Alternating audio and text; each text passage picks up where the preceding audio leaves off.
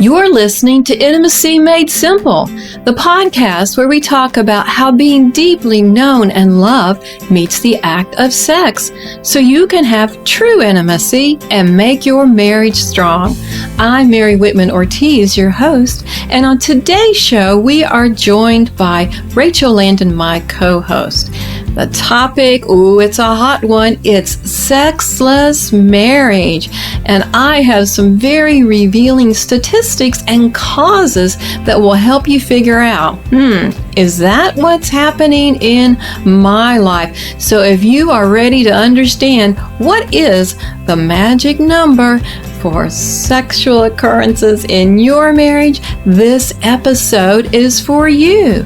Why don't you join us? It starts now.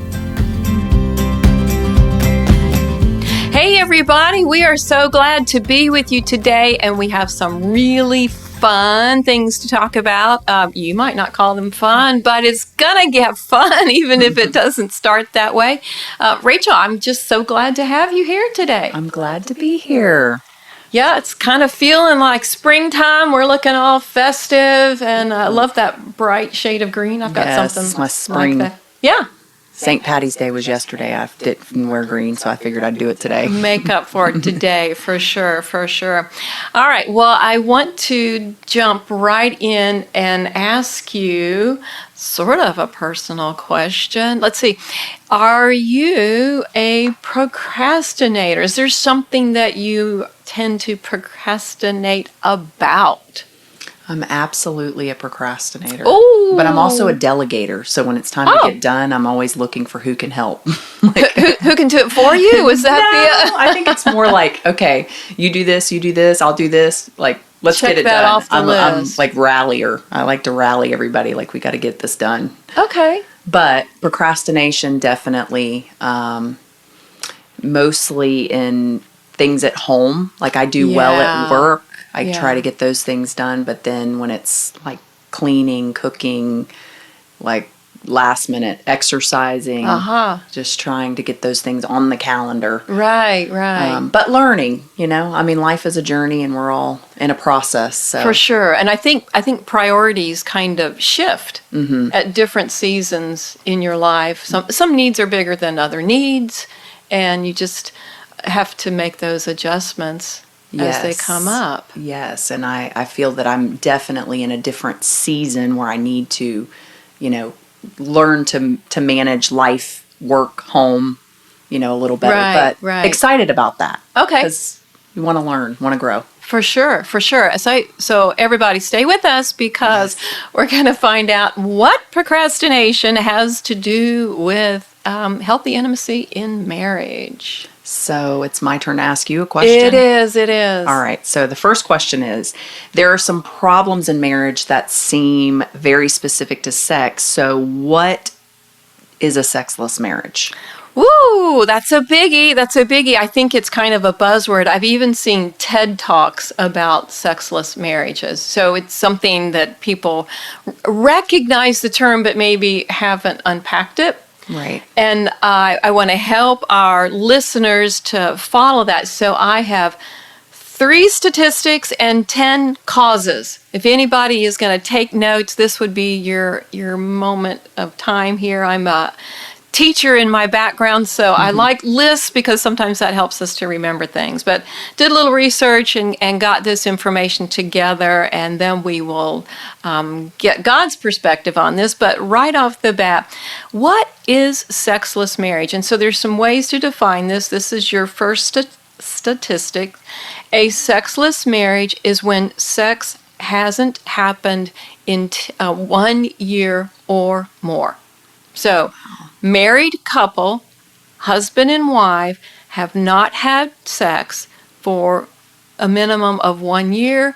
And you were telling me stories of people in 10 years? I did not think that this was real. Yeah. And somehow got in a conversation with someone, and they told me they had not had sex for 10 years in their marriage. They had been married 20-something years. Yeah. But I did not understand that, or was not able to process that. The conversation ended there. An awkward silence. Right. Oh. But shocking. Yeah. That could even be real. Right. All right. So next statistic, which might be much more common, and that is a low sex marriage, and that's 10 times a year or less. So kind of not even monthly, 12 months out of the year, but they're saying 10 times or less. We have a holiday almost every month. Some people are motivated by holidays. Maybe that's when they plan for their one and only sex time. Usually, if they're in the planning stage, then it's a good sign when they're proactive, and they probably aren't struggling as much with making sex happen. But my third statistic, which I'm hoping is where most of our listeners are living or having as their goal, and this statistic is the average sex frequency is 60 times a year or one a week. Okay. 52 weeks, so that's 52 times. Hey, 60 times, count those vacation weeks. I hear that a lot from my clients, that they go to the hotel and they're like, woohoo, all the cares and the stress just melt away, and they feel more in the mood, and schedules allow for that better. So if you fall in that category in your marriage of having sex 60 times a year-ish, hey, that's a pretty good average right there. That's good. So I got to get that on the schedule. No procrastination. Yeah, right. So those were our statistics, and now I'm going to give you some causes to find out why is this happening. And even if you're not in one of those extreme places of sexless or low sex, this is starting to turn into a tongue twister here.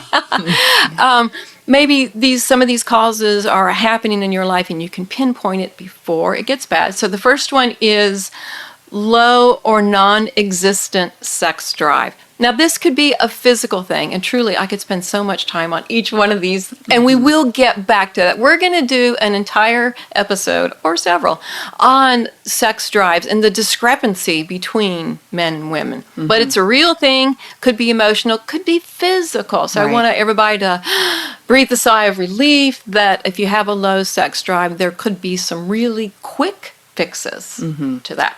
The second one is relationship issues. All right, that's a little more involved. It could be your current relationship where you're not able to solve problems. You build walls and ain't having no sex if that wall is up. Right. So that's typically where most people are living with this. Number 3, lack of love and closeness. So this is usually a relationship where the physical act of sex has become the goal. Mm-hmm. And they're like, I ain't feeling it. And it's because everything is off. They really don't know how to be vulnerable, how to have that level of trust. That's a tough place. Number 4, unresolved trauma in one or both of the spouse's past. Interesting, yes. Oh, those statistics are not pretty either, with amount of sexual assault that is common in America, and other countries the numbers are even higher. So that's a scary place. I should just insert some God hope right now. Right. This list is a bit on the heavy side, but none of this is out of the reach of God's healing, love, redemption, restoration, wholeness, everything He has designed for us. Yes, He is good. Yes, so number 5, chronic illness or medical reasons. So in case you forgot what this list is about, we're talking about why sexless marriage could happen. And for sure, chronic illness. I mean, if there is an extenuating circumstance, and we've lived in a world where health issues have been huge the last couple of years, so we can understand how that would happen. There's lots of support that you can give to your spouse even when they're going through that illness, and to keep you close so it doesn't have to end things or ruin things. Number 6, sexual dysfunction or sexual pain. So these can be more physical issues. A lot of them can be resolved. But certainly, if there's pain during intercourse, then hey, there's pain during anything. You don't want to do it. And even the physical pleasure of sexual intimacy, you think, oh, won't that counter the immediate pain? And not always. Not always. And then number 7, childcare stresses or family dynamics. Once again, during the pandemic, everybody living at home together, mom is now the teacher and everything. Those issues are real. Right. Absolutely, they are. Like, got no more energy to give out today. And we need to be aware. Certainly, your whole person level of health is something that has to be considered. Let's jump on. I'm on number 8. We're almost finished with the list. So here we are. Lack of sexual desire or attraction. And you're like, how is this different than the others? Well, number 1, I didn't make up this list. But attraction changes in so many ways. I believe that commitment to your spouse outweighs how you view their body or their personality. Mm-hmm. And it is a beautiful place of faith. Yes. To love through that place. I'll say past that place, because I believe that God always calls us to things that are complete and whole and full. And I think you can work together as a couple in those areas too. Like, that builds the intimacy. Oh, yeah. You know, like, my husband needed a haircut yesterday. It had been like over a month, and I said, you look like a lumberjack. Like, just this big poof on his head, and his beard's all grown out because he's been working so much. Right. But he went and got a haircut, put on a clean new shirt, Woo! Some cologne. Oh, there you go. I was like, hey. We have a spontaneous date night. Right? We did. We did. It's little. It's a little thing, but it's a big thing. Yeah, and he felt better. He's like, oh my gosh, it was a weight on my head. You know, oh, that's just funny. But just doing little things like that, you know, together. For sure. Enjoying each other. And it's a beautiful sign when you can tease back and forth like that and encourage, and it doesn't turn into a you never and you always. And right. Yeah, just some little things to keep you close. All right, only 2 more. Number 9 is hormonal imbalance. Ladies, yes, I know this happens a lot for you, but it happens for men too. Mm-hmm. Sometimes men are more resistant to come forward when they have a hormonal imbalance, may not have even realized that's what's going on, because their issues in this area are not discussed as widely. Right, and if you don't ever make an effort to find out, right, you're not going to know. Right. So I think that you should get some blood work done and just see, especially if you're getting older. I know. And there are lots of supports for men in this area as well as women. Okay, number 10, mental health issues. All right, people, I told you this is a tough list, and that one would be really difficult. And I know that not to bring up the pandemic 20 times in this podcast, but certainly issues have been exposed that may have been underlined, but we were so busy with life and so distracted by our busyness that we didn't notice, certainly didn't stop to address it. And then when lockdown happened, people became aware. I know there were increased issues, but there was also increased awareness of what was going on. Yes, I definitely can say that. You know, just even in my own life, just being, you know, confined and not able to go anywhere, and you kind of get depressed and frustrated and, you know, but just after we were allowed out, going to the doctor, getting some blood work, figuring some things out, and realizing, oh, there are some hormonal things that we can deal with here, and just, it's good. All right, so that was my 3 statistics and my 10 causes. Yes, that's so awesome. Let's move on. All right, so next question. Why do couples let these problems get so bad that the harmful habits set in? Well, here comes that full circle back to procrastination. Absolutely. And I'm kind of smirking as I say this. And procrastination is a truth, but lots of times there's a fear behind it, and there's an overwhelm behind it. It's not just a laziness. I don't want to put that on anybody. It's not a lack of character. there's so many reasons we don't take initiative. We're not proactive. I mean, it could even go back to some childhood messages of some hurtful messages of you'll never measure up and you're stupid and why do you even try? Unfortunately, those messages can stay with us, and people don't try and they give up. On the flip side of that, there are some brilliant people, because my career past also was working with the gifted population. Mm-hmm. And they were so successful in so many incredible areas that they were like, well, why even do the ones that I'm not soaring off the chart with? So it has nothing to do with intellect or ability, if procrastination is an issue, if it's something that we a reason that we let problems slide. I can see absolutely how that could happen. I think it would be, too, that you're overwhelmed with what is it? You know, and just not being able to figure that out. Like, what's going on here? Yeah. If we had if we had the 2020, what do they say? Hindsight is 2020. There we go. Okay. So if we knew, we would do. Right. That's not quite grammatically correct, but that's the idea. So when we don't know, we can't take the action, and we get comfortable with that little irritation. Hey, I've been for a walk on the beach, and I get a little burr in my tennis shoe or sandals or whatever, and you don't always notice it. And then you're like, oh my gosh, how did I walk all this way with that irritation? Right. And eventually you can put your finger on it. I also think that just sex in and of itself is a delicate topic. Right. So there is a huge pushback to be comfortable, to be open, because it's just not something you really talk about out loud in front of people. So you got to find time to make it happen. Like, okay, do we need to address some issues here and work together as a couple to work on it?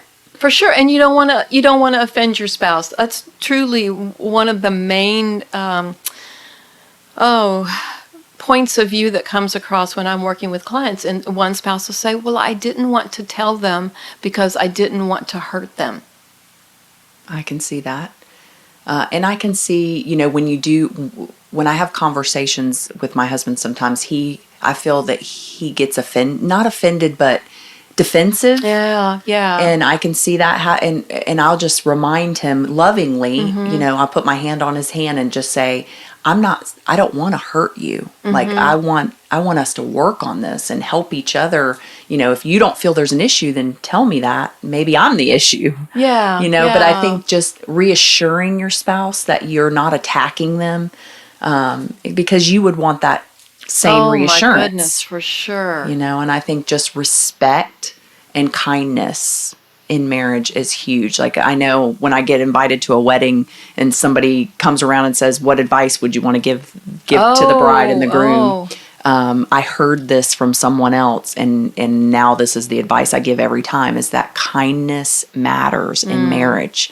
And even on topics like this, we have to be able to talk about them, but if we aren't kind, the other person's not going to receive it. Absolutely. And I think sometimes when you were talking about childhood things, if you think about how your parents addressed hard topics with you, or, sometimes that wasn't a kind thing, like, get in your, so I think sometimes people can carry that into relationships. When they want to deal with something, they attack, or they tell, or they're rude, and you get nowhere that way. Yeah. So I think just being kind and considerate and understanding that the goal is to fix it, not to just ignore it. There you go. So I think that's I'll tell one funny story about that, because I was going to use the term conflict resolution. Mm-hmm. So important. Doesn't seem so sexy, but so important. And I had a horse farm in Kentucky, and I did pleasure riding. I had a beautiful riding ring and trails and the whole bit. And I worked with a trainer myself. And she said with a lot of her students, the very first lesson she taught was how to fall off the horse. Ouch. And she didn't do that with me. Maybe it's because I was an adult student. I don't know. But I understand that, especially if you're going to compete. If you're doing any kind of jumping, hurdles, what have you, something super, super active. I was doing dressage, which was more a slower pace and skilled in a different way. But you want to, tuck and roll kind of thing. Okay. And know how to do it in that moment. But the idea is the conflict is a given. Okay. So knowing how to handle conflict just helps in so many situations. That's really, really good, because it is true. If you don't know how to deal with it, then you're just gonna ignore it. And then For sure. Issues are gonna arise. And the parents who say they're not arguing in front of their kids because they want to spare them, there's an element of truth to that, but it's great if your kids saw you handling a disagreement respectfully. Wow. Yes. Because I have a lot of clients who say, Mom and Dad, weren't very affectionate, but they never yelled at each other. I'm like, and how did that help you? Because it did not. Right. And being able to see your parents work through tough times is significant. So I should reframe that. Parents who are listening, yes, it's okay to let your kids see how you work through difficult things. Yes, and be kind. And be kind. So, okay, next question. What can couples do to keep sex a regular part of their interaction? There you go. And now we've got some great scriptures to remind us. The first one is from Genesis 2:24-25. I'm sure you're familiar. This is the leave and cleave scripture, and to remember that, hey, you are one body, one unit, and you draw from each other. Certainly in some other podcasts, we have unpacked a lot of the benefits, but this is God's instruction. And partnering with God, I believe, is bringing heaven to earth. So you get to be obedient and enjoy your obedience when you leave and cleave. Another scripture is 1 Corinthians 7:4-5. There's a dance around this verse, or these two verses, because it says that your body does not belong to you alone. It belongs to your spouse, but it's in the most loving framework because you want the best for each other and you know that this is a part of God's gift. And also this passage tells us that the only time to choose to not participate in sex is if you're in agreement, and maybe you need some time in prayer. I shouldn't say the word only. Because you are so respectful of your spouse, if they are going through one of those medical issues or anything that is a really big deal that needs attention, then yes, be super understanding and say, yeah, we can't participate in sexual intimacy right now. But scripturally, the encouragement is don't deprive. Right. Because that would interfere with your connection. And then one more verse here is 1 Peter 3:1-8. Actually, it's quite a wonderful passage. And the goal there is to show affectionate love to one another, which basically is exactly what you said, Rachel, to be kind.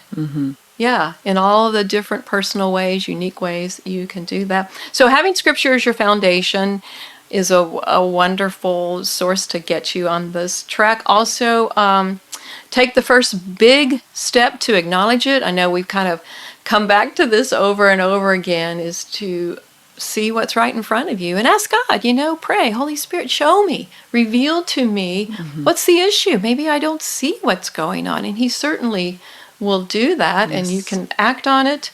And then the last thing that I would say about what you can do to make sure sex is a part of your regular interaction is, if you can't figure it out and you need outside help, which is not a negative experience, seek professional help. That professional help could be through books. There's some wonderful books, and if our listeners are interested, you can contact us. I have great resources that I can share. I've actually written some books myself. Why can't I talk to him about sex? Why can't I talk to her about sex? Being able to get that information is helpful. And I'm thankful that even though in the past there may have been a lot of religious perspectives on sex that weren't necessarily healthy or helpful or true, now there are good resources that are following God's original design and not some man-made shaming message of what should happen. So good. Yeah. So good. So where do we go from here? Well, I'm just going to encourage everybody to pay attention to what's going on in your body, in your heart, in your relationship, and to not procrastinate. And if it feels tough, get some insight through prayer and through some outside resources. And spend time together, just have conversation and make time for each other because it does matter. Oh, yeah, for sure. And have a wonderful, wonderful day. Absolutely. See you later. We're so glad you joined us today, but I have to ask you, is talking about sex with your spouse a difficult thing? Well, there's good news for you. I have written a couple of books that I think will make it so much better. They're called Why Can't I Talk to Him About Sex? Why Can't I Talk to Her About Sex? And they're available on my website, marywhitmanortiz.com. What these books will do for you is help you unpack what are some of those blocks that maybe you haven't been willing or able to understand or face. And actually, they also include a template so you can start having those conversations right now. So thank you again for joining us, and make sure you stay tuned for the next episode of Intimacy Made Simple.